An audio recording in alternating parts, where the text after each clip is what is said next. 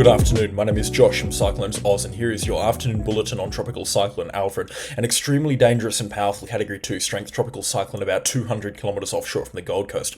It's on final approach to landfall at this time, and in this forecast update we're going to be covering all things details regarding the landfall site and the intensity of this tropical cyclone and what impacts can be expected through Queensland and New South Wales. All of that plus more coming up in today's weather forecast. If you are brand new to the channel, please consider subscribing and also click the join button down below to get access to some exclusive perks. More on that at the end of the video.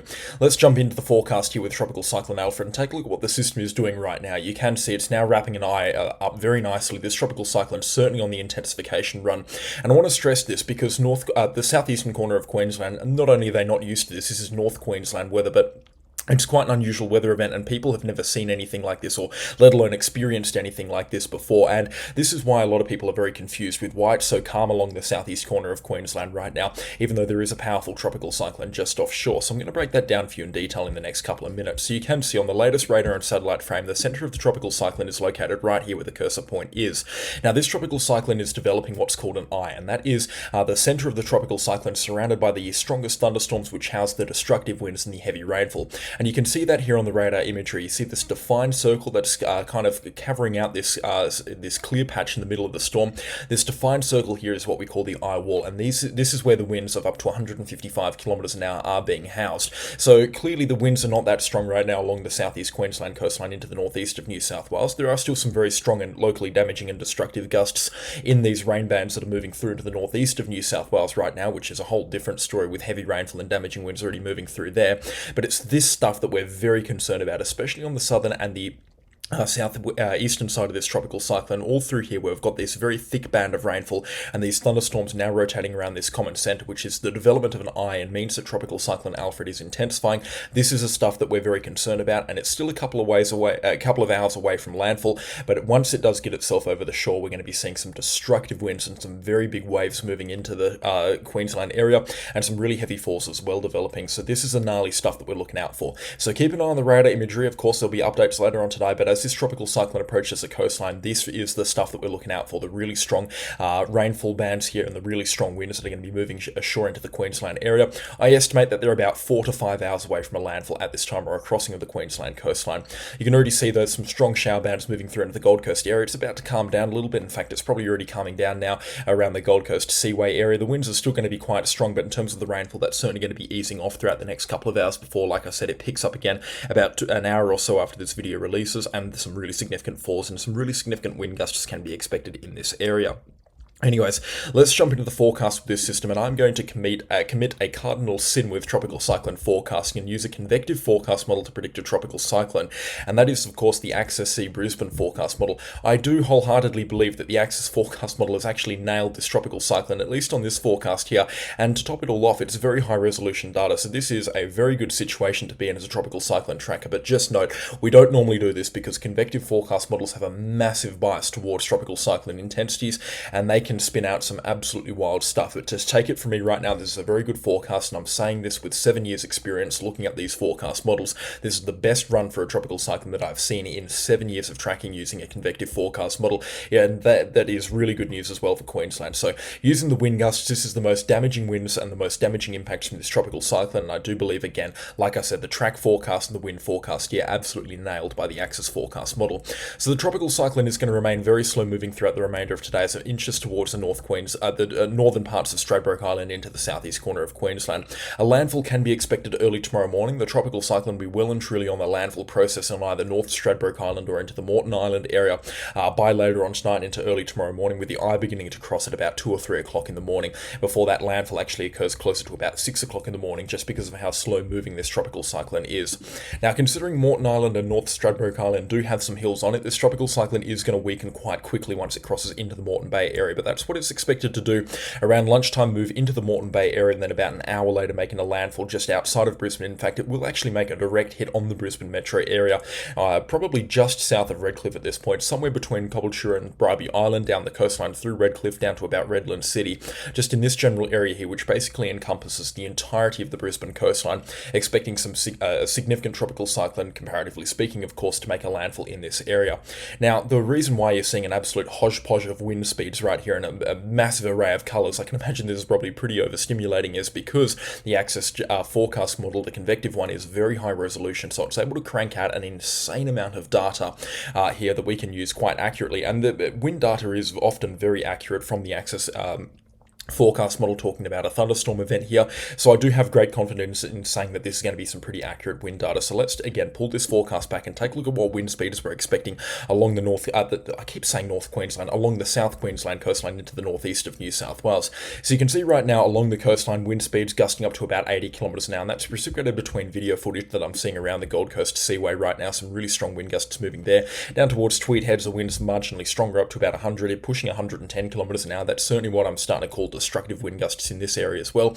And then further south down towards Byron Bay, wind gusts there averaging about 80 to 90 kilometres an hour, and that's again reciprocated between the current observations down on Byron Bay as well. If you click the weather station through here, you can see sustained winds of about 60 kilometres an hour, which is again in line with what the sustained wind forecast is, which is what we're looking at right now. So the convective forecast models, trying to hammer that point home, have done a really good job so far with predicting this tropical cyclone's current intensity and its forecast track. But this is just one run out of many, so I highly advise using a convective forecast model in generally speaking to forecast a tropical cyclone. Who knows, the next run from this might be very wrong indeed. But the important stuff to note is that this model here is calling for these very strong winds to begin developing pretty shortly. I mean, we're definitely going to be talking about these very strong winds developing along the South Queensland coastline into the northeast of New South Wales very shortly, and some extreme wind gusts can be expected.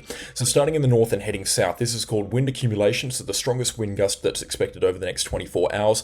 And Moreton Island, considering that that's going to be the landfall, and considering the tropical cyclone will likely be marginally weak, and once it heads up there, the wind gusts up there aren't as strong, but I can still expect wind gusts across much of Moreton Island to be in excess of 125 kilometres an hour as this tropical cyclone makes landfall.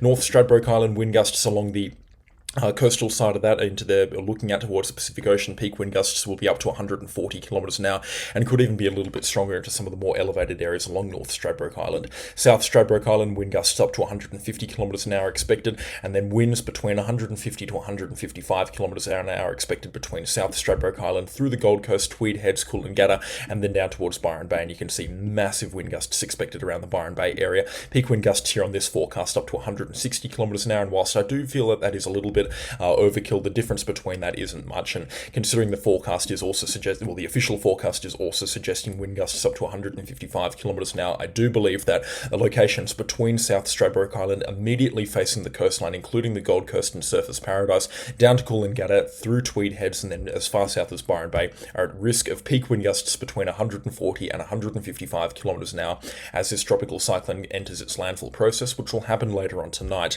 There'll be another update on this tropical cyclone later on tonight, as well as these significant wind gusts develop, and that'll be a very helpful update to those wanting to know what conditions are expected through tonight across southeast Queensland. So I strongly recommend subscribing so you don't miss that update.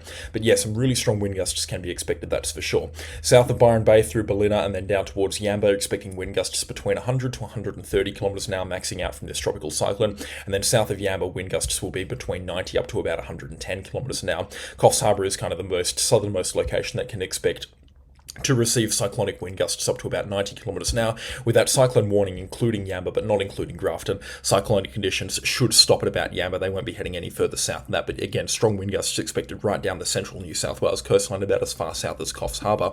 Strong wind gusts also expected in the backside of this tropical cyclone as well as it moves through Moreton Bay. We've talked about this in a previous forecast update, but I'll just highlight that right now. As this tropical cyclone moves through the Moreton Bay area through Saturday afternoon, we're expecting some strong wind gusts to whip around from the north and impact areas around Redcliffe, the Brisbane Airport, and the Brisbane Harbour, and we could be seeing wind gusts there which haven't necessarily been reciprocated between this forecast here, up to about 110 to 125 kilometres an hour on the backside of this tropical cyclone, but they'll be short-lived and they will weaken off very quickly, and it looks like the wind threat will ease off by tomorrow around dinner time, about 5 or 6 o'clock, and this tropical cyclone will be remnant energy come about 7 or 8 o'clock at night as it heads further inland out towards Gatton and Toowoomba. Significant wind gusts can also be expected across suburban Brisbane, so let's just hammer home some of those wind gusts right now and see what is expected through suburban Brisbane. The metro area will be seeing wind gusts up to about 110 kilometres an hour. The strongest wind gusts will be between 110 and 130 kilometres an hour between Bribie Island and along the coastline through Caboolture, down towards Redcliffe, and then along the airport and the port coastline as well, and then down towards Redland City as well. We're expecting some significant wind gusts through there up to about 130 kilometres an hour. Logan City, wind gusts up to about 115 kilometres an hour, and then out towards Ipswich, wind gusts will top out at about 80 kilometres an hour, pushing 100 kilometres an hour in exposed locations. Out towards Marburg and then Gatton and even out towards Toowoomba, damaging winds are not expected, but we could still be seeing peak gusts up to 90 kilometres an hour, with average sustained winds between 30 and 50 kilometres an hour throughout the duration of this tropical cyclone's landfall. Pushing down into the Gold Coast now, Coomera and Sanctuary Cove and some of the canal systems through their winds averaging 100 kilometres an hour expected tonight, with peak gusts between 120 and 145 kilometres an hour. Like I said, along the coastline at South Stradbroke Island, expecting wind gusts up to 155 kilometres an hour. Along the coastline around the Gold Coast, around Surfers Paradise and Main Beach, peak wind gusts up to 155 kilometres an hour can be expected. Into the suburban areas of the Gold Coast, winds between 100 to 125 kilometres an hour can be expected. Out towards Mount Tamborine, peak wind gusts of 125 kilometres an hour can be expected there. Coolangatta and Tweed Heads, wind gusts between 100 and 150 kilometres an hour. Winds sustained, between 100 and 120 kilometres an hour, with peak wind gusts up to 150 kilometres an hour. Further south to the very exposed Cape Byron and Byron Bay, peak winds there averaging about 100 kilometres an hour, with peak gusts potentially as high as 155 kilometres an hour. And I would not write off the Cape Byron Lighthouse getting a peak wind gusts up around that 160 kilometre an hour mark, especially over the next few hours as this tropical cyclone's eye and eye wall begins to build just offshore from the Cape Byron coastline and approaches the Queensland coastline and the New South Wales coastline there. If that crosses a coastline as far south as about the northern parts of North Stradbroke Island and parts of South Stradbroke Island, if we see a direct landfall over there, then definitely Byron Bay will be in for some significant wind gusts, just considering their very exposed location. Further south and inland from that, winds seldom increasing above 100 kilometres an hour. In the strongest of gusts, but still some of the most exposed mountainous locations around northern New South Wales could be seeing peak wind gusts up to 115 kilometres an hour, even if they are quite far inland. Communities such as Warwick and Stanthorpe, wind accumulations there shouldn't be any higher than about 80 kilometres an hour, with the peak gusts up there to about 100 kilometres an hour, depending on how exposed your location is. If I've left your location out, let me know in the comment section down below, and I'll do my best to include it in tonight's forecast update, but that's generally speaking what wind gusts we can expect around the southeastern corner of Queensland. Pushing things north up to the Sunshine Coast, there's not a huge risk of winds. Peak wind gusts will be approaching 80 kilometres an hour along the Sunshine Coast north of Bribie Island, including Caloundra, Mooloolaba, Maroochydore, and then up towards Noosa. And then north of that, winds shouldn't get any stronger than about 60 kilometres an hour along the coastline. Interesting stuff, that's for sure. Alfred's certainly making me scratch my head in terms of what impacts can be expected. And just looking at the tropical cyclone right now and the time that it's taken me to record this video so far, it's doing a really good job at intensifying, which is a scary prospect for the southeast corner of Queensland. It looks like those conditions are now beginning to clear out of the southeast corner as well, and it looks like those skies will start to become a little bit bluer and the winds will start to die off a little bit, which is some good news for them. The calm before the storm will be upon you very shortly in the Gold Coast area, so final time to get yourself into the interior part of your house and make sure that you are completely ready for this tropical cyclone, because after about 2 or 3 o'clock tonight, those winds will be way too strong. 2 or 3 o'clock this afternoon, sorry, not tonight. Those winds will be way too strong to be doing anything meaningful outside, and you need to be hunkering down and protecting yourself from tropical cyclone Alfred as it makes its landfall on the northern part of Stradbroke Island or on the southern part of Moreton Island. You see, I saved myself from saying North Queensland again. I don't know why that is stuck in my head. Let's talk about rainfall right now. This is a significant rainmaker as well in the making. We can see just how slow this tropical cyclone has been moving, and as such, plenty of rainfall is expected. Just looking generally speaking over the next couple of days, peak rainfall accumulations between 400 and 500 millimetres expected to be widespread across the southeastern parts of Queensland, but higher resolution forecast models that aren't available on windy.com are suggesting the peak rainfall accumulations in spot locations to be around that 1,000 millimetre mark out towards Monday evening. So again, some huge rainfall accumulations expected. The convective forecast models have been calling for this for quite a while now, and the Axis convective forecast model along the border between New South Wales and Queensland calling for some really big rainfall flowing down into the Hinds Dam area, the Nerang River, and through Springbrook National Park. Some massive rainfall accumulations expected outside of Murray-Willumbah later on tonight. Keep in mind the worst of the rainfall will be coming through on the backside of this tropical cyclone. I'll do my best to highlight that right now. You can see as we push this forecast forward from the convective forecast model, as the tropical cyclone approaches landfall, yes, there'll be heavy rainfall around the southern side of the system here, and heavy falls are expected later tonight into early tomorrow morning, but it's not going to be torrential rainfall until by about mid-morning tomorrow, when this tropical cyclone's fully emerged into the Moreton Bay area, and we're going to see a line of convection and plenty of thunderstorms and shower activity sweeping in from the southern areas of the Coral Sea and the Pacific Ocean into the southeast corner of Queensland. That rainfall will really pick up from tomorrow morning and into early tomorrow afternoon. And you can see that as we flick it over to a lower resolution forecast model, those heavy showers and rain bands continuing through Saturday night into Sunday morning as well. And heavy rainfall expected to continue through southeast Queensland throughout the remainder of Sunday, finally clearing out by Monday morning, but a few showers still lingering through Monday and in towards Tuesday as well. So I repeat that for the northeast of New South Wales and the southeast of Queensland, the rainfall will be at its heaviest after the tropical cyclone makes its initial landfall on either North Stradbroke Island or on the Moreton Island, the southern side of Moreton Island rather. The rainfall will be at its worst in the hours following that, and it will really pick up through Saturday night. So after this tropical cyclone's wind speeds have been and gone, the rainfall threat will then be there, so that will just mess up any plans that are expected to go ahead for any recovery efforts that could happen tomorrow night from this tropical cyclone. The rainfall will just make that basically impossible, and you can see now in terms of the rainfall accumulation, some massive numbers can be expected. Keep in mind that this is just one forecast out of many, and in fact this is a very much a lowball forecast from the Eastern BF. If I was to put a number on some of these rainfall accumulations starting in the north and heading south along the Sunshine Coast immediately adjacent to the coastline and in some of the mountains adjacent to the coastline, rainfall accumulations up to 150 millimetres can be expected through Saturday afternoon and into Sunday morning. Rainfall accumulations will start to get into the high zone south of Cobbletrew, with 200 millimetres expected into the northern parts of Brisbane around the Redcliffe area. Brisbane City itself expecting anywhere between 250 and 400 millimetres of rainfall, and probably closer to the higher side of that, especially as you get further south towards Ipswich, Logan City and Redland City, where rainfall will be approaching 400 millimetres there. On the landfall sites on North Stradbroke Island and into Moreton Island, rainfall accumulations around 250 millimetres can be expected throughout the next couple of days. Rainfall accumulations will then start to get huge south of the Brisbane metro area and out towards the outer suburbs of the Gold Coast and into the Gold Coast hinterland, where rainfall accumulations at Coomera and Sanctuary Cove could be up to 500 millimetres. For the Gold Coast as well, anywhere between 350 to out towards 500 millimetres. Coolangatta and Tweed Heads up to about 400 millimetres expected there. Rainfall accumulations into the Springbrook National Park could be as high as 700 millimetres, with isolated spot accumulations over the next 72 hours up to 1,000 millimetres of rainfall possible on top of what has already fallen, and some significant falls, mark my words, have already fallen in the Hinds Dam, already at capacity and starting to spill its banks right now. So quite a scary prospect for flooding, and I'll get to that in just a few moments. Significant rainfall accumulations also expected outside of Bow Desert, Boonah, and then out towards Warwick and Killarney as well, north of Woodinbong in New South Wales. Some significant rainfall accumulations there, again up to about that 700 or 800 millimetre mark, can also be expected.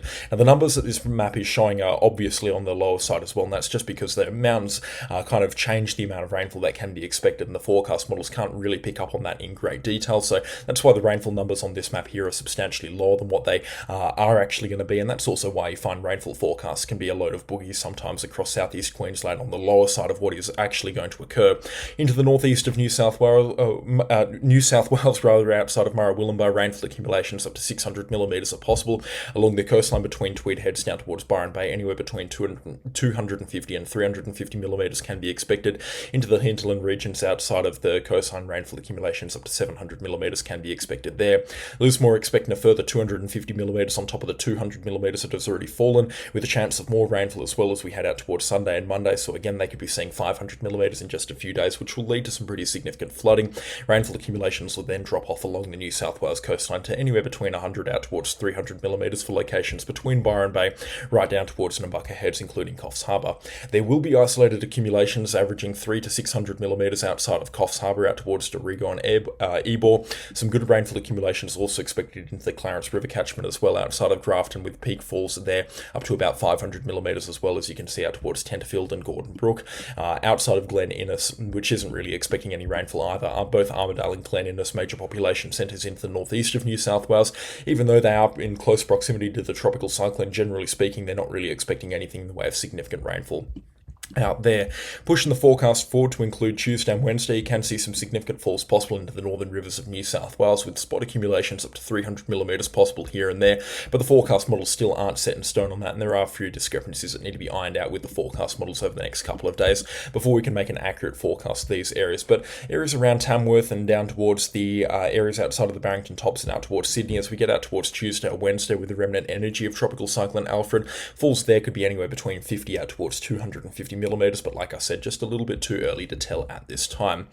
In terms of flooding impacts across most of the rivers across southeast Queensland, moderate flooding at the very least is expected. We should be seeing minor flooding around the Brisbane city area through the Brisbane River, and then moderate flooding upstream around the Ipswich area and as far north as Lowood as well. Significant rainfall accumulation is also expected around the Ivanhoe Dam, will lead to some moderate to major flooding in those areas as well, and the Ivanhoe Dam likely to exceed its maximum capacity. Significant rainfall accumulations, like I said, will lead to some really significant falls into the Logan River catchment. As such, we're expecting major flooding in the Logan River too. The Nerang River and adjacent river systems that flow into the Coomera River, expecting major flooding through those too, and moderate to major flooding expected through the Gold Coast canal systems.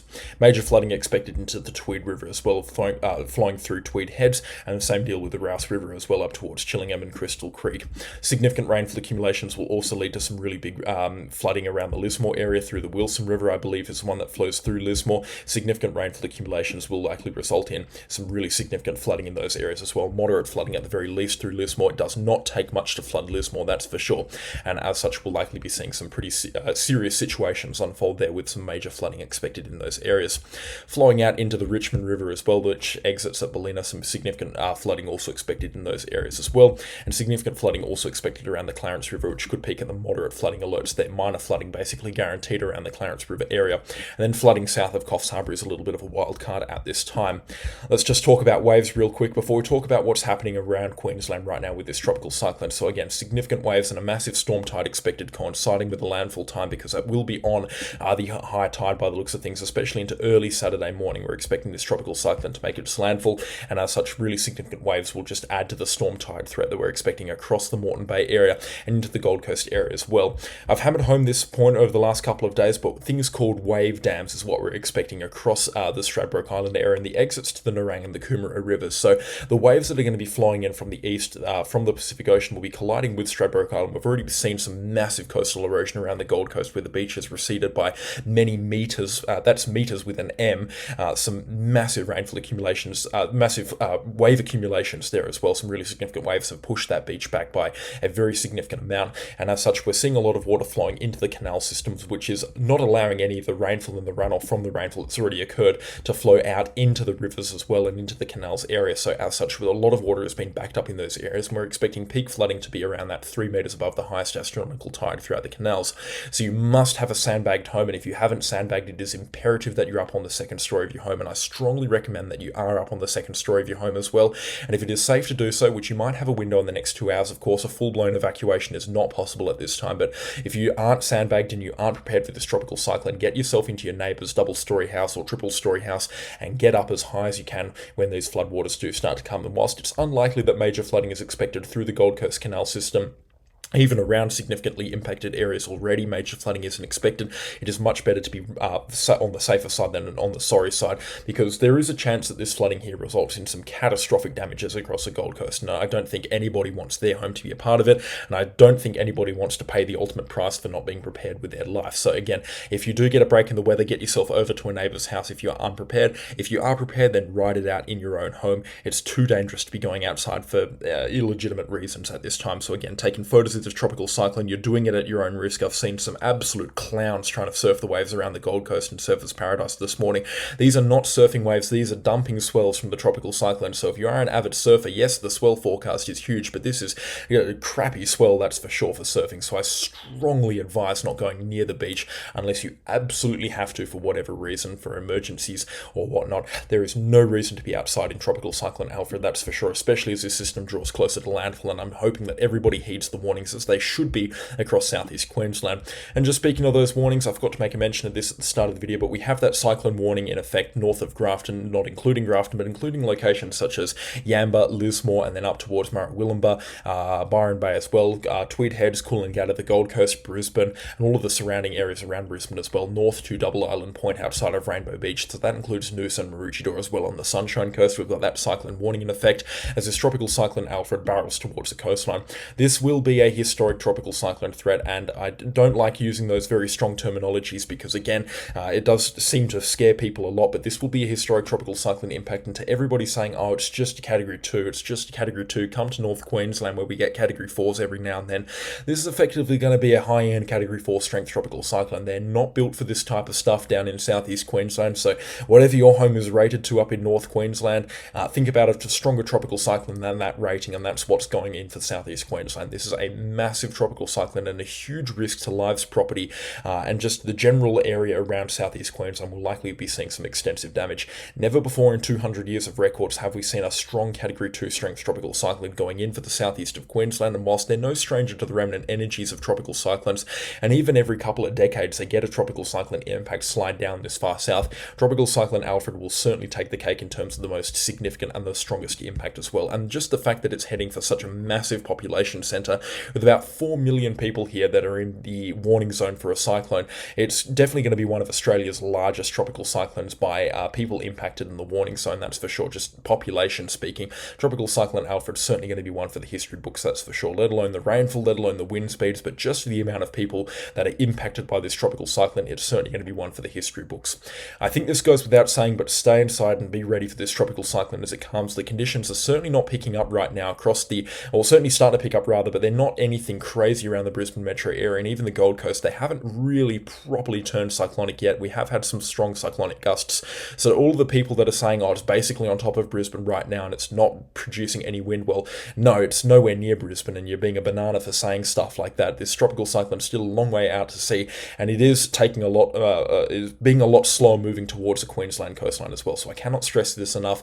Don't go out until it's over, and make sure you are staying up to date with the official warnings and the official information as well from the news and the Bureau of Meteorology. They'll have the latest information on when it is safe to go out, but mark my words, it's not going to be safe to go out of your home until at least Saturday afternoon, depending on where you are, and it could even be as late as Saturday evening across some selected and exposed locations that are still going to be receiving tropical cyclone winds.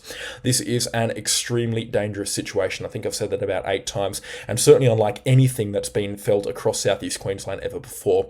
I want to thank everybody for the recent support in the channel as well. I don't know what number in terms of followers we're approaching right now across the CyclonesOZ network, but it's incredible. So I want to thank everybody for the support from the bottom of my heart. It has been much appreciated, and of course a special shout out to the channel sponsors. The list keeps growing and growing and growing, and if you want to get your name at the end of this video, plus financially support the channel and be the reason why I've got access to the windy.com software here that I'm using, then make sure you do click the join button and select the channel sponsor. It's a small price to pay for these forecast updates, and I really love this. This is my passion project, and I'm hoping to turn this into full-time work at some point in the near future, and all little bits help as well. The improvement, the quality would be dramatic with the full-time work that I put into this. But anyway, so that's all from me today. Of course, you can keep watching these videos free of charge, and I love all of the support, all the comments, the likes, the shares. I'm really loving it right now, and I love everybody's kind words and kind feedback. This is just a passion for me, and I really love everybody's reception to it. But that is all from me today, and I'll catch you all in the next storm. Goodbye.